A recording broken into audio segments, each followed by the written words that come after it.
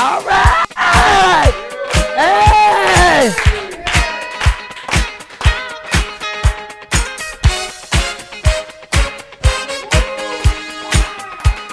Let's celebrate.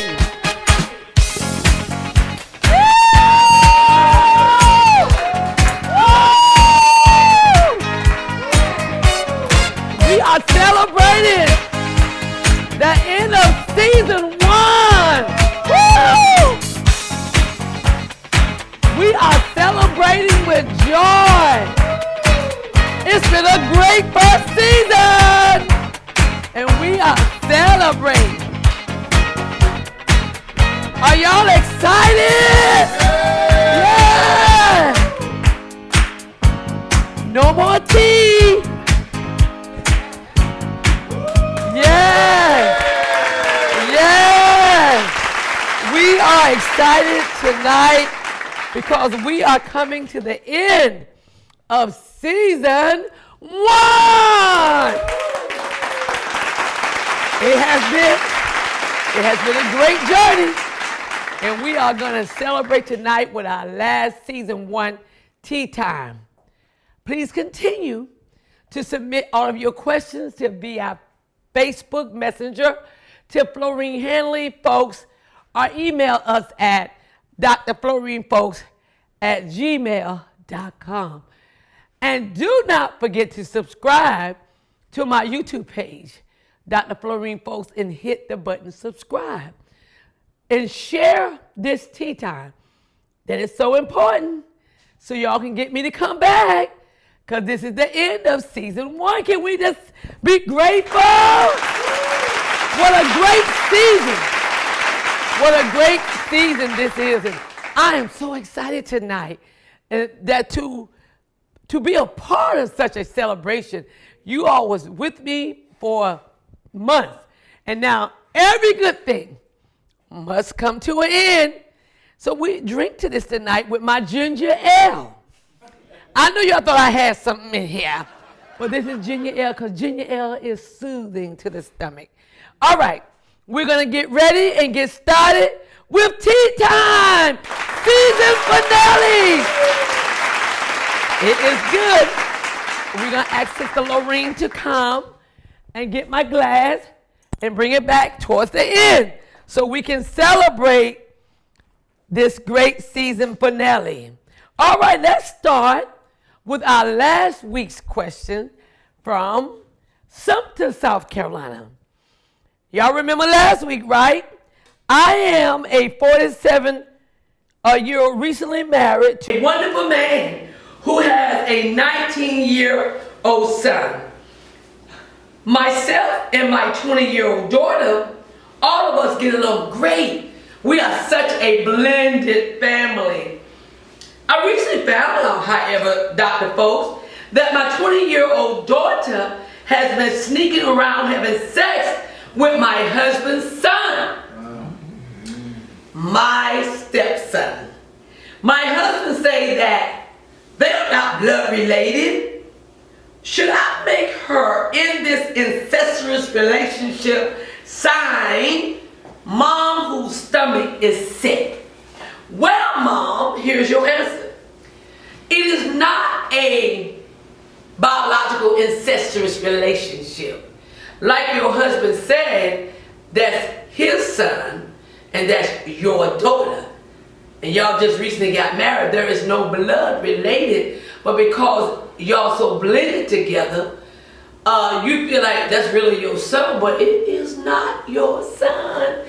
And clearly, his son and your daughter want to blend closer together. So I would say to you, calm down, calm down.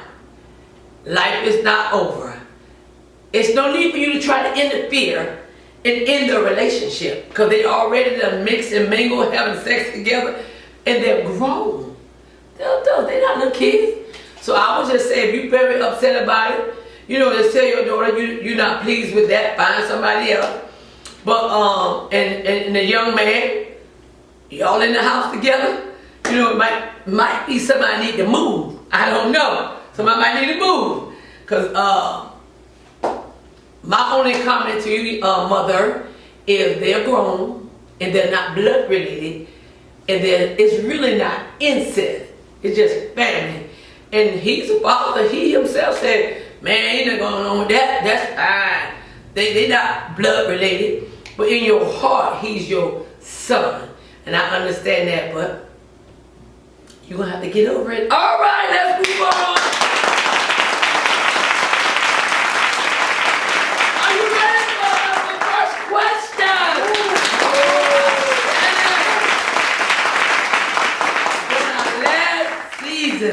Last season, we were just celebrating here tonight. This question comes from Chapin, South Carolina. I am a mother of a 31-year-old high-functioning autistic son. He's adult, 31. My son has fallen in love with a 49-year-old nursing assistant who wants to get married to my son. I am my son's legal guardian. He needs a legal guardian for a very important situation. And I have the authority over that. They want to get married. But after they get married, they're moving to Washington, D.C. And I have to sign a consent for all of these events to take place, to get married and to move. My question is, Pastor Dr. Fulks, she called me Pastor Dr. Fulks, should I be a concerned mother? See, that hit home. Because I am a mother of an adult autistic son. And I yet don't have legal guardianship over him. But I do make all the major decisions for his medical or whatever. But I do need to get legal guardianship over him. And since you got legal guardianship over your son, and it all depends on different things.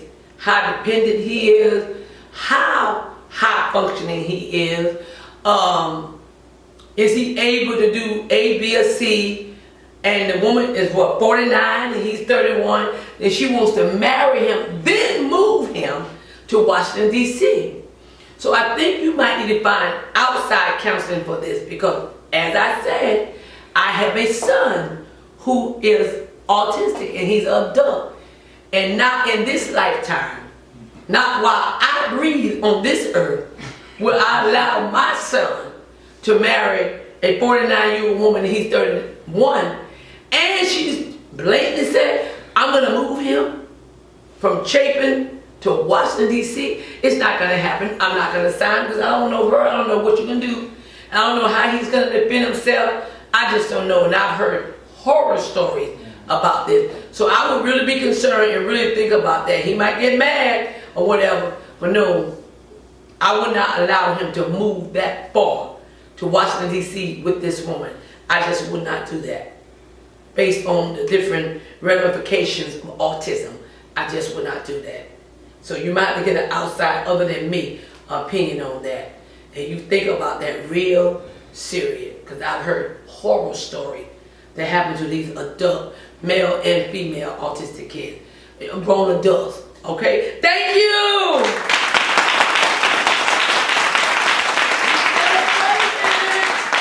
Celebrating. All right. Number 2 comes from Columbia, South Carolina. I am a 28-year-old professional woman who lives with her 31-year-old boyfriend. We love each other so much. And I'm dealing with a situation that I'm wondering if I should call my 3-year-old relationship off. I'm getting sort of nervous in this relationship. Why? Because my boyfriend of 3 years that I live with loves to have rough sex, and he loves to play role play doing sex. He always liked, this is the role he loved. He always liked to cut the lights off, pretend that he's attacking me with a mask, and play raping me.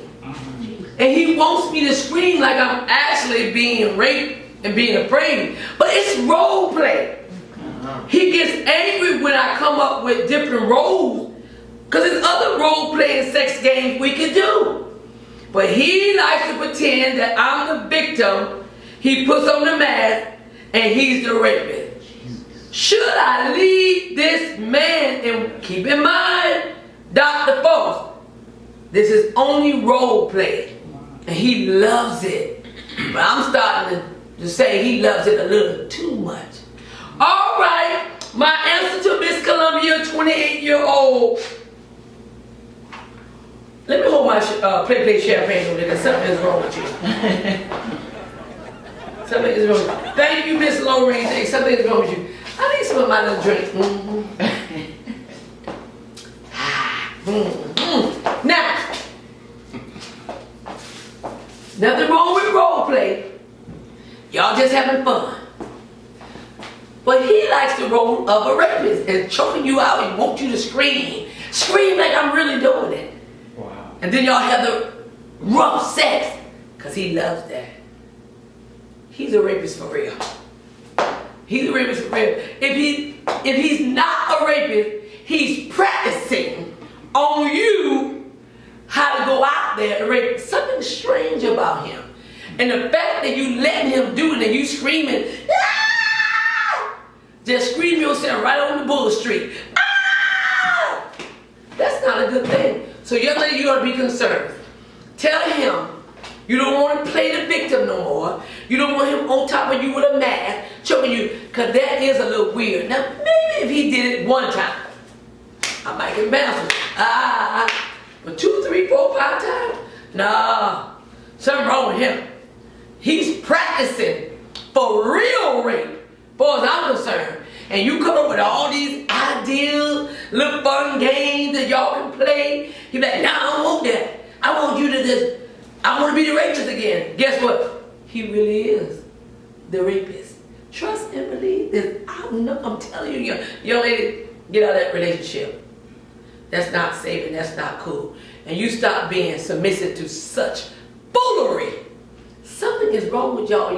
Do you not know when I was young? You know I was young. I wasn't always old and gorgeous like this. I wasn't always old and gorgeous. I was young, a slim thing. The first time a man said, I want to take pictures of you. Get out. Relationship over. Anything outside my normality and I don't feel comfortable with, you got to go. But you let this man jump out of the closet in the dog and you screaming, it's just play, you crazy. And what you're doing is, you're a part of his training. You're a part of his training. Don't get upset when he's found to be the serial killer in wherever he's at, Irmo, Monticello, I don't care where. Just say, you helped train him.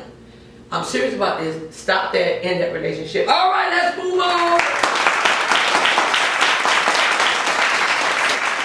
Okay, our next question comes from King Street, South Carolina.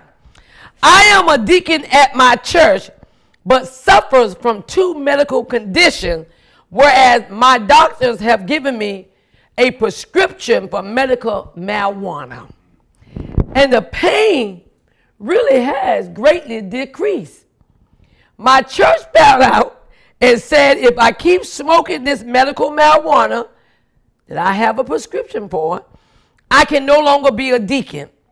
They want me to meet with them, bring my prescription, bring my doctor's letters diagnosing me, and discuss this issue with them. And the pastor said he wants to know, where is my faith in God? Can Dr. Fulks leave the room?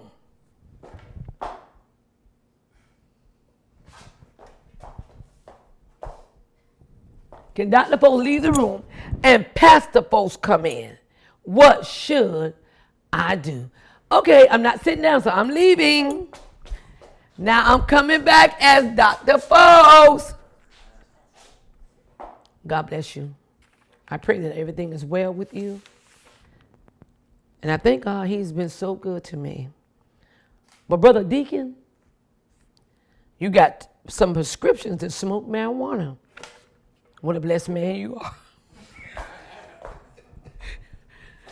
Just kidding. I feel that I understand your church concern, you being a leader and a deacon, but I think they are being a little selfish. Because if your doctor feel like this will help the pain, and you said that it will help the pain, I think your church and your pastor is getting too deep in your business. Maybe. And how do they know you smoke marijuana? You smoking on Sunday morning before Sunday school? Are you smoking when before you count the money and they can smell it? So I want to know how they know that. Number one, you left that out. But since they want to call a meeting, tell them before the meeting is called to call everybody that take insulin as a diabetic. Tell them to call everybody that has high blood pressure with their medicine and for their high blood pressure. To everybody that takes chemo, bring them on in there with the doctors in the chemo machine and ask them where is their faith. And watch that pastor get sweetly cussed out. Because that's none of his business. Stop interfering with people's business. If he told you I got a prescription and maybe show you, y'all can't tell him you can't be a deacon no more. How you judge the brother like that, the brother's sick? Now I can see if you come and call him in a meeting and say we're going to have prayer that God heal you.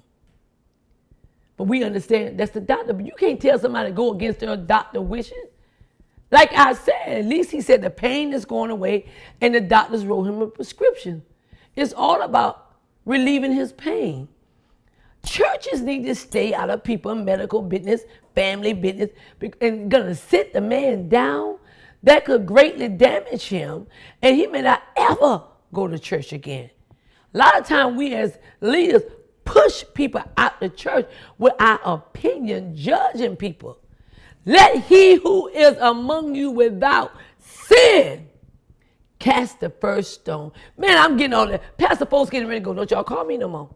Because I'm getting ready to have a good time. Because it's our 1 year celebration, our first season. And we are so excited about that. And we thank you, young man. Leave that church. Leave that church, okay? I'm trying to help you. They all in your business. Y'all need to stop that. See, good churches y'all don't want to go to. Little small churches y'all want to go to. Somebody talking right, but y'all want to be ridiculed and abused spiritually like that. Y'all stop that. All right, let's go on. We're coming down to our last question. And we are so excited because you all, oh, I hit my music. Wait a minute.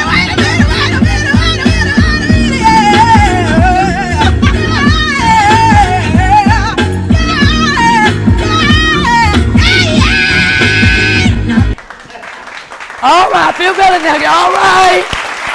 I feel better. Amen. I feel better. I had to say, wait a minute. Last question of season 1. Hails from Charlotte, North Carolina. I am a 26-year-old transgender woman. I'm a woman now. I'm engaged to be married to my man in June. I'm so excited. I love him and he loves me. We both are Christians and we both love the Lord. And we vowed not to sleep with each other until our honeymoon. It's been 2 years. It's been hard, but we made it. 2 years? Y'all saved for real. Y'all got the Holy Ghost. I'm telling you, they got the Holy Ghost. Krayshawn, they got the Holy Ghost. Yes, honey. But check this out. We got a problem. Here's the problem. Dr. Fulks, I need your help. Do you think I should reveal now or after I get married to my husband that I was born a man? Please help me. What is your response? Whatever you tell me, Dr. Fulks, I'm going to do. I made up my mind. Whatever you say, I'm going to do it. But our wedding is in June. Do I tell him now or do I just pop everything out of the box and out of my pants on the honeymoon. On the honeymoon. But I'm transitioning into a woman. I'm going to answer that next season. I'm going to answer that next season. So thank you for tuning in to my celebration and my season finale. I'm telling you, I'm going to miss you guys. Don't know when I'm coming back, but when I do, y'all going to have to share while I'm talking. It's very important, or we're going to go off again and disappear. So y'all send in y'all letters, make stuff on Facebook and YouTube. Say, Pastor, we subscribing every day. We want you to come back. Tell a sister that you miss her. Tell a sister that you love her. I love you guys. But before I go, none of this would have been possible without my sister, my friend. Let's give a hand for Regina Skeeter. Yeah, this is Regina. Regina is a star her own self. This is a singing woman. Y'all call her, contact us via our Facebook page. Her page, Regina Skeeter. I'm telling you, this is a gifted woman, and I thank her so much. Only difference we have, she's an AK. All right, and I'm a Delta, but we love each other. Regina, you have anything to say to the audience? Listen, I'm super excited about season 2. Season 1 was amazing. Yes. Congratulations. Thank I'm you. just looking forward to more. Thank you. Give us more, because inquiring minds what? Wants to know. All right. And this is my young friend, Minister Krayshawn Guest. Come on, Krayshawn. Krayshawn is a beautiful baby. I love him so much. And he's such a well-mannered young man. He got a wife, y'all. Leave him alone. A nice, sweet wife. Krayshawn, I want to thank you so much. Your time, your experience behind the camera has been great. You have made me feel almost like a star. And I want to thank you so much. You want to say something to the people? No, I just want to thank Dr. Fulks for this wonderful opportunity. I thank you guys for subscribing and tuning in every week. Dr. Fulks is very comedic, but she's also have a lot of good things to say. And I know a lot of people have been healed and set free and just had their questions answered because inquiring minds Wants to know.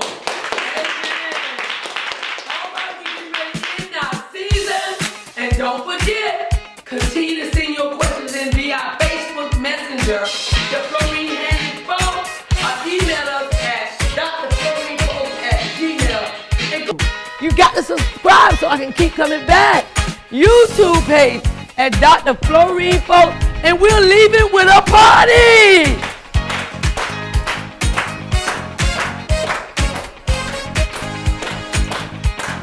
Yes.